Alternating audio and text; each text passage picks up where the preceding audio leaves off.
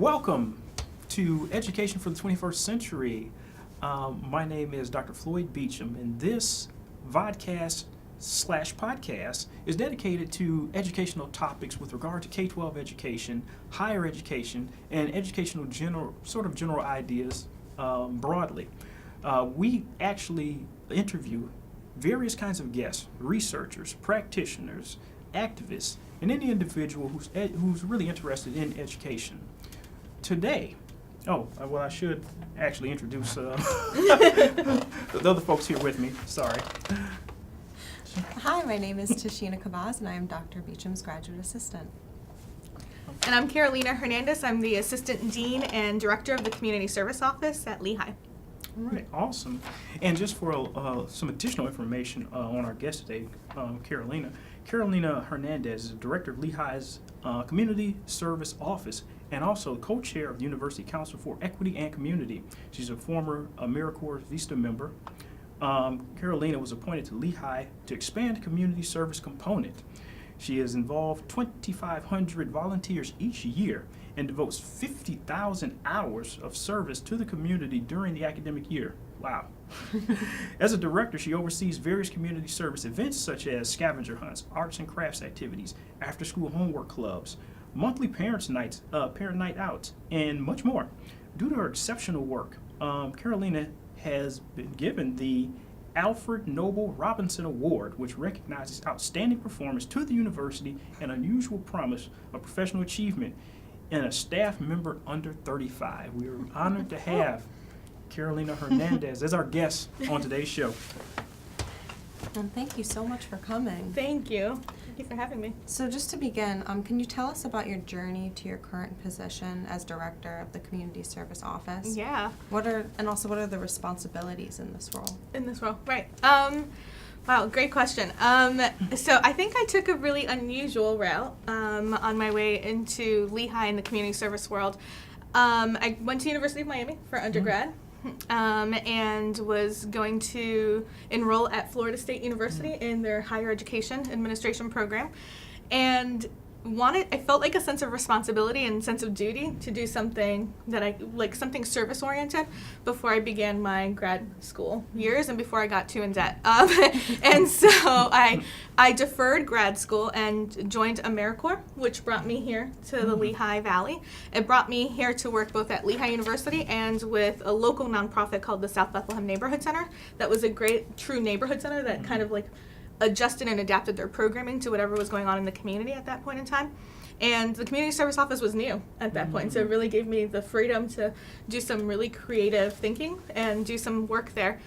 So I said 1 year, and I'll head to grad school. And then I was like, well, I just got started. I'll do it another year. And then I said, well, now I need to stay. Now I need to stay. And the students, talk to the dean of students, and we're like, can we hire her permanently? And it just happened to work out. So I stayed on as a director of the community service office, and then was really fortunate to enroll at the College of Education and graduate with my educational leadership degree and my master's degree there, and have been here now 17 years and haven't left, right? So it just feels like I just got to the Lehigh Valley, but it's been 17 years. Oh, wow, that's outstanding. Yeah. And as you heard her just say, she's also a graduate of our educational leadership program, and she's also a former student of mine. It's a little bit of a plug there. Yeah, definitely. Can you tell us how does your position as co-chair of the university's Council for Equity and Community help you create a more equitable environment for both at Lehigh and in the Bethlehem community? That's a great question. So I was actually the founding co-chair for the Council for Equity and Community here at Lehigh under President Gast's leadership. And since then my term's up, so it ended not too long ago, and so I'm no longer in that capacity necessarily, but that doesn't mean that the work stops, right? So I think that it was a really important time for us as a campus community to really come together and do some self-reflection and assess where it is that we are as a campus community, and then what is our greater role and responsibility to the larger Lehigh Valley, and what does that mean, and how are we going to live that through, right, in our actions. So I think that when I first started, especially when the council first started, it was really a time to be brutally honest about our campus culture, our campus community, and what are some programming and resources that we need to truly invest in and not think about just recruiting students, but what are systems and how are we changing systems in place to retain students and support students. And so, it feels like, anytime it's a ripple effect, right? Once you drop the pebble, it's like the waves kind of keep coming, and we need to kind of keep thinking and being creative and adaptive in our leadership and in our work. And so the work has started and it will continue to go, and it's in great hands with amazing leadership. So I continue, it's, every other day you see something new that the council is producing, and now we have a vice president for equity and community on our campus, and that was work that takes years to make happen, right? Transformational change doesn't happen in one day. Yeah, that's right. So in being transparent in where you are, Yeah. what are some of the challenges that you face in creating equitable opportunities for this local community? For the community, so it's I'm going to define community because I do think that that's super important. So when we think about community, and especially in my role, community is both our campus community and it's our greater South Bethlehem community. We can get really lost, and that was like one of the first things I did when I became the director of the community service office. You could get lost and do everything and nothing and have zero impact. So it was really important for us to define what community was, and that's why we focused in on South Bethlehem. And for us, the work, I think that the most important piece of creating an equitable community is that education piece. We don't ever lose sight of our work being educational first and foremost, right? I'm dealing with 18, 19, 20-year-olds most days, right? Think of where we were when we were 18. And so how do we make sure, and we're holding our students to such high standards consistently, right? There's very little room for failure now. So how can we continue to power through and not have students be fearful of learning, asking questions? How do we make sure that we expose students to community and ask questions and self-reflect and then grow, right? How do we have students grow to the point where they're active citizens and the community becomes a priority in their life and in their values? And it's developmental. So it's what it looks like for me looks different than it does for Floyd, right? It looks different than it does for Jane. And so we need to continue to be creative in our approach. So I don't know if I really fully answered the question, but that's, it's constant change, and I think that exposure to and challenging students to think and reflect. Okay, awesome. Now, speaking of community, there's an effort in Lehigh Valley and all over the country really called community schools. Yeah. And you and I have done some work together with regard to our involvement in community schools. Can you tell us about your involvement with community schools and the role Lehigh students play? Yes. I love this question because it's what, we're so passionate about, right? What a privilege. I always think of Lehigh to be located in South Bethlehem, right? A community that's diverse, rich in history and culture, and we have 3 incredible schools in South Bethlehem, right? Ranging from Donegan Elementary School at one end, a middle school, Brockwell Middle School right in the middle, and Fountain Hill on the other end, right? And so for us, the community school work, under the United Way's leadership is about how do we make sure that the schools are a hub of resources and support. How can we make sure that we're doing everything we can to ensure that our students are getting the resources and our families are getting the resources and support that they need to be successful. And so there's nothing more exciting than being a part of that, right? And as an institution, as a higher education institution, sitting kind of right by all these 3 schools in the heart of the community as well. What an incredible privilege it is to be a part of the work, but most importantly, what a level of responsibility it is to be a part of that work, right? It would be really easy for us to step out of the work and not be engaged, and yet we've done everything to work with the United Way and our schools to be at the front of that work, right? And so we have 2 schools that are under Lehigh, Donegan Elementary School and Brockwell Middle School, that we have 2 Lehigh employees at each building that are facilitating and leading the work from within the school, and making sure that we connect with Lehigh in regards to resources and support, and not in a way that I think is critical to say. It's not dysfunctional rescuing, right? It's not a come to me as an ATM kind of approach, right?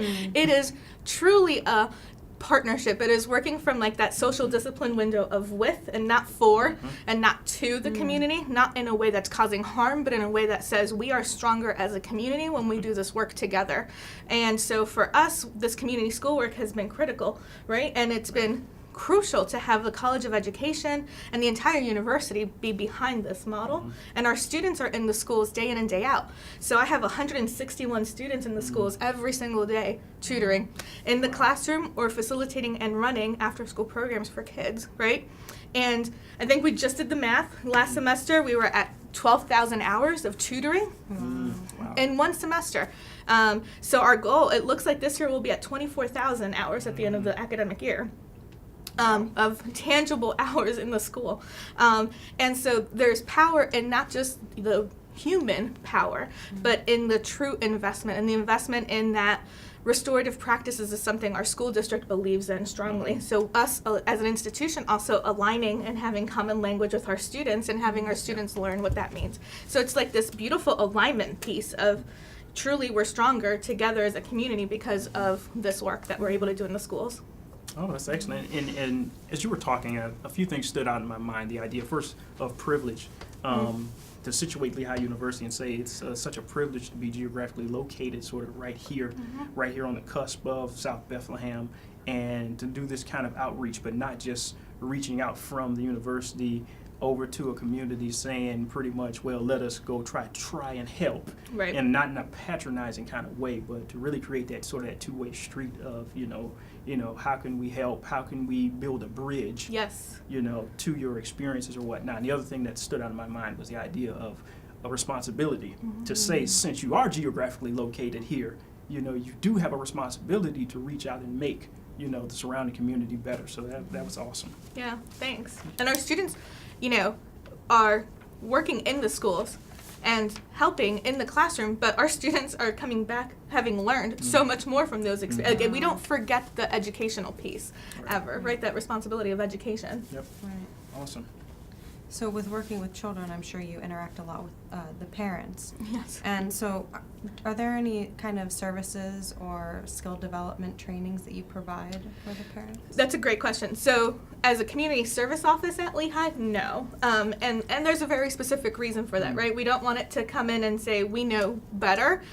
We do know that it does exist and function within our community schools, right? So our community school coordinators are doing exceptional trainings that are led in partnership with families, right? Because let's be real, the families are the experts. They know their voice is critical in the process, right? So they know what they want and they know what help they want, or they know what the expectations should be from a school, and we need this from the school, right? And so our community school coordinators, I'll use Donegan as an example. At Donegan Elementary School, I think it was 100% of the of families showed up to early education training and this year, right? That's exceptional. When we could barely get 5 families, a few years ago, now we have 100% of families coming in, right? We also have families that are coming in, and the principal has set up specific days so that families could come in and learn about what's going on in their students' specific classrooms and be trained and know how to use all the Google documents that they use, all the technology, right? Like a digital divide does exist. No matter what we talk about, unfortunately, socioeconomic class, digital divide exists, right? And so many of our kids and families don't have computers at home. They may have a smartphone, but in the classroom they're using Chrome and they're using Google Docs, and that's harder to do on your phone. And so you have families that are coming in and being taught all of these things and then are able to take a laptop home to work with their kids on specific programs and being taught how to be of service to their kids, right? So that it doesn't mean that the kids whose families have access to stuff are further ahead than the others. So, they're doing all these kinds of really cool trainings with families that are meeting the families where they're at and making sure that then they have access to the resources families will need to be able to continue the good work at home. So Lehigh doesn't necessarily step in, but we are involved in it through our community school work. Okay. Oh, excellent. Yeah. Well, can you tell us about the impact your office has already made in our local community? You kind of talked about some of those tangible outcomes at some of the schools, but what are some others? Wow. It's really hard. It feels like bragging, so I always feel really, I kind of tend to shut down at this moment. Well, it's the truth, so you can go ahead. What can I say? I do know that, listen, I'll say when I first started 17 years ago, I had fraternities and sororities that didn't know that there was a Boys and Girls Club in South Bethlehem, right? I had had fraternities and sororities that were doing incredible fundraisers, raising thousands of dollars on campus and saying, hey, we'll send it to Habitat in, Nebraska. And I'd be like, what? Are you kidding me right now? So I came here and I remember thinking, wow, there's some reframing we need to redo, right? Like we need to come in and invest in educating our students. And not that I'm trying to shut down philanthropy, but how do we do it in a way that recognizes our local community, and how do you step off of our beautiful campus and into our beautiful community and work in our community, right? So I think that there's a couple of things with incredible partners both on campus and off campus. We've been able to really re-educate our students on what being engaged locally means and looks like. And we then are able to have systems in place to hold our student organizations accountable to do it in a way that's meaningful and not a pop in, here's a check, I'm out, but really engaging with our local nonprofits. So that's been a big shift, and that takes years. We're talking about that's a cultural shift for organizations, right? Especially organizations steeped in traditions like our fraternities and sororities. We've also been able, I think the big thing is our tutoring program has been able to have exceptional results.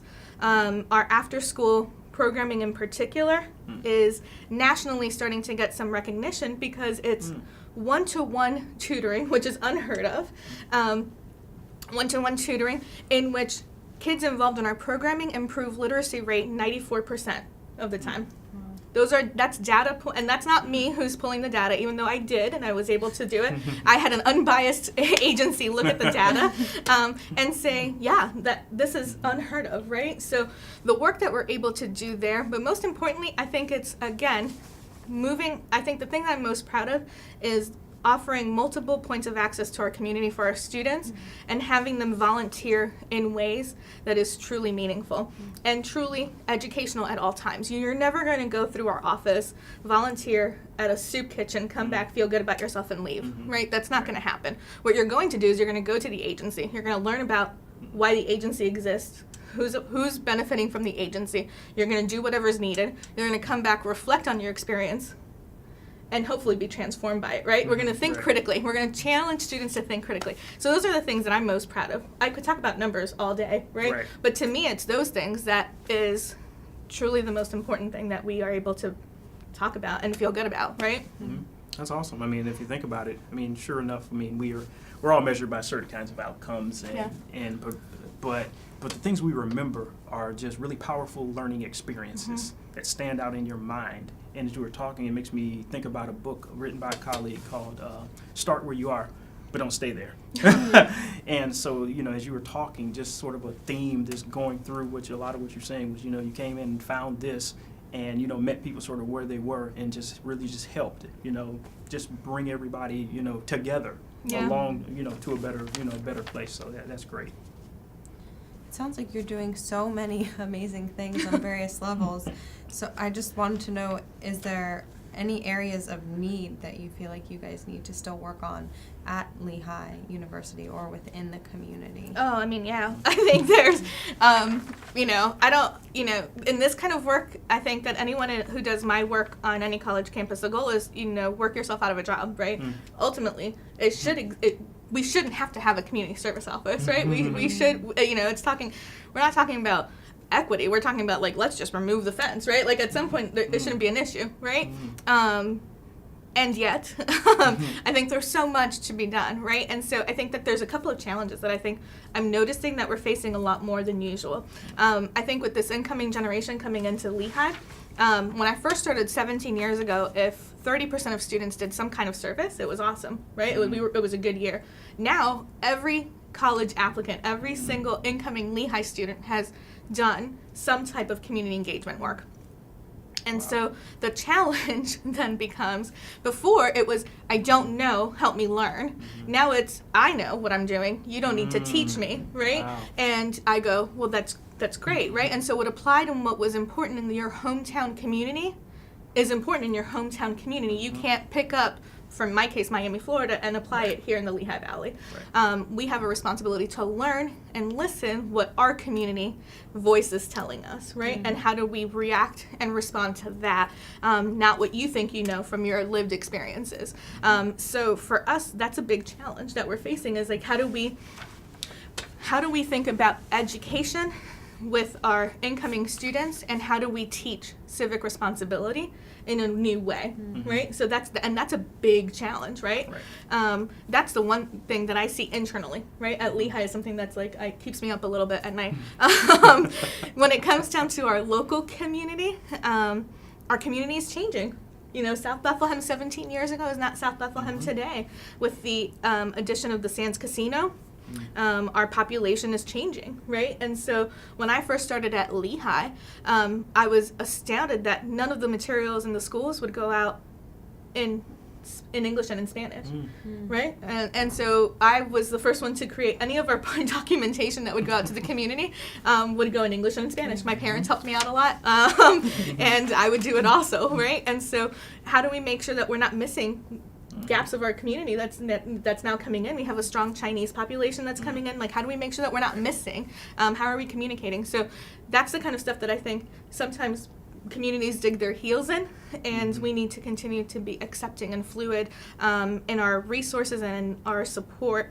But I think that the community and Lehigh partnership has gotten to the point where we hear very quickly if there's a need. And we're seen as a partner in the work. So those right now, that's what's most pressing in my mind, but that doesn't mean that there's not a slew of other issues. We know that drug addiction is becoming a big issue in the Lehigh Valley. Sex trafficking is becoming a thing. So how are we making sure that we're staying in front of that, being aware of that, and understanding what the implications of those issues are affecting our kids in our schools, right? So that's kind of where we go.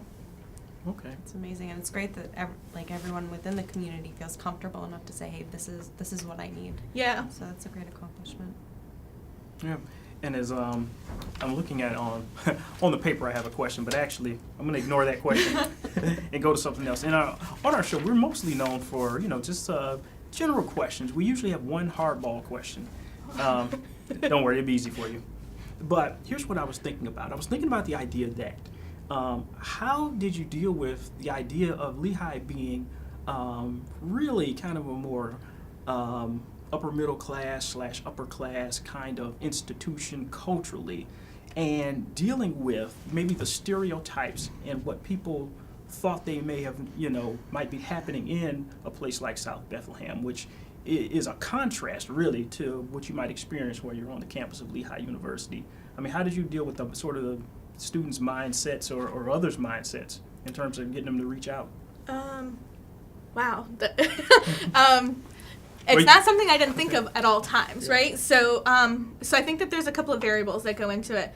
I think that one of the things that's important, and I don't really speak about this very often, but I'm going to go on a limb and be vulnerable here, and say one of the things that I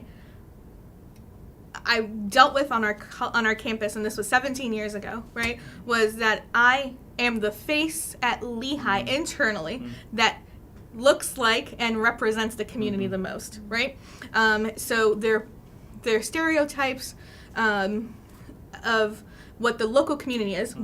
I would say their perception, which is not the reality of our South Bethlehem community. I'm the closest probably that they dealt with that looked like, spoke like, the most like our South Bethlehem community.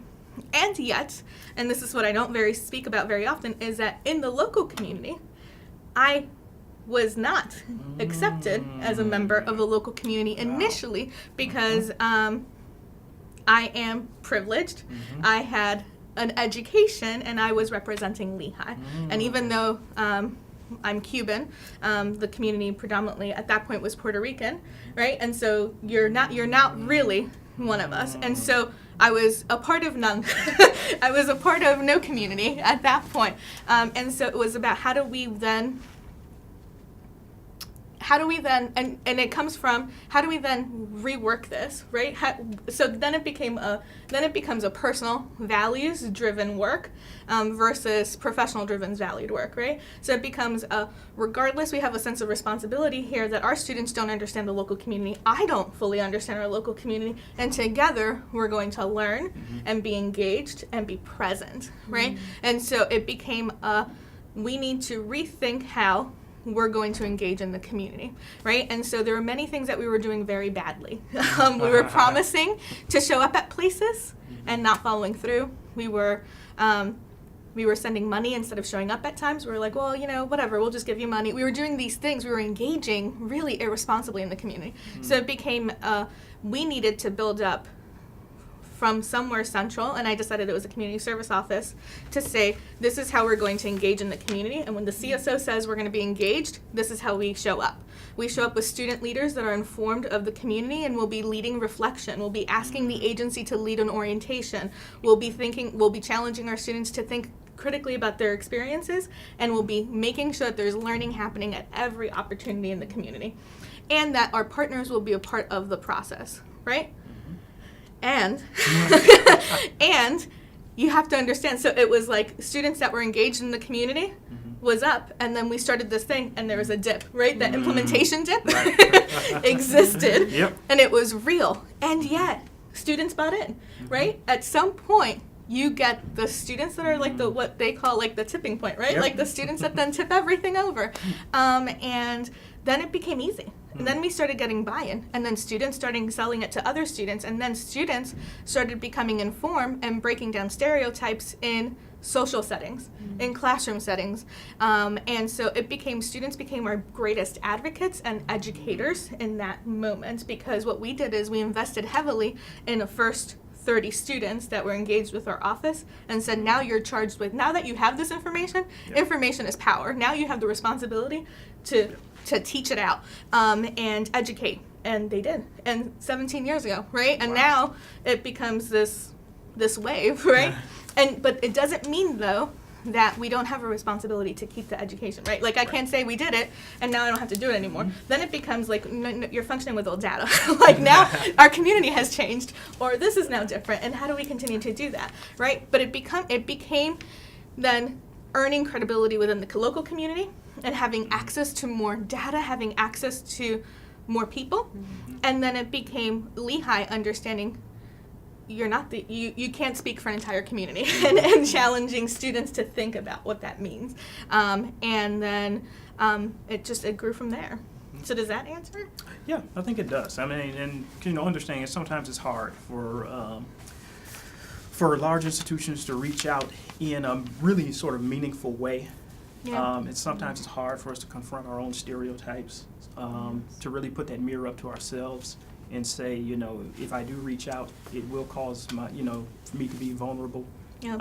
But also realizing that that's the pathway to true understanding and to really arrive at a meaning-making moment for all involved. So, great.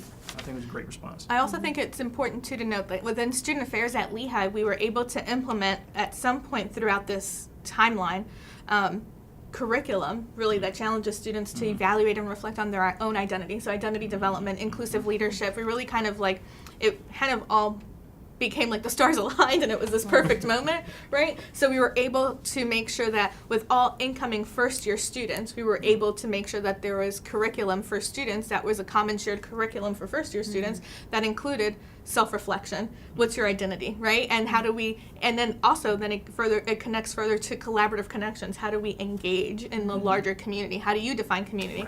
So that helped us significantly in the education, and our office playing a role in that development. Wow.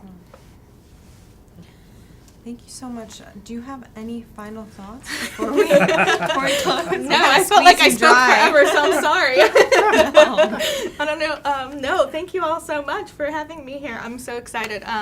Anytime we could share our story and anything that we could do to become better educators, I'm always in. Fantastic.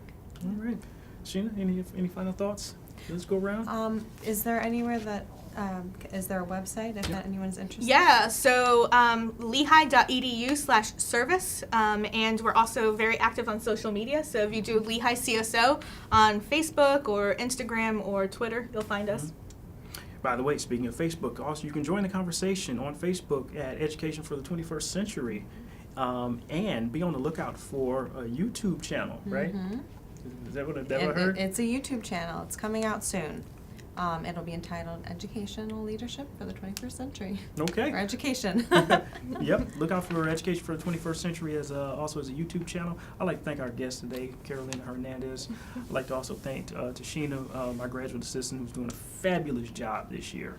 We got a lot done in a short amount of time. We're at the beginning of the spring semester now, so we got quite a ways to go, but it's going to have an awesome spring semester. We'd like to thank you for joining us here from wherever you may be viewing this or listening to this particular podcast.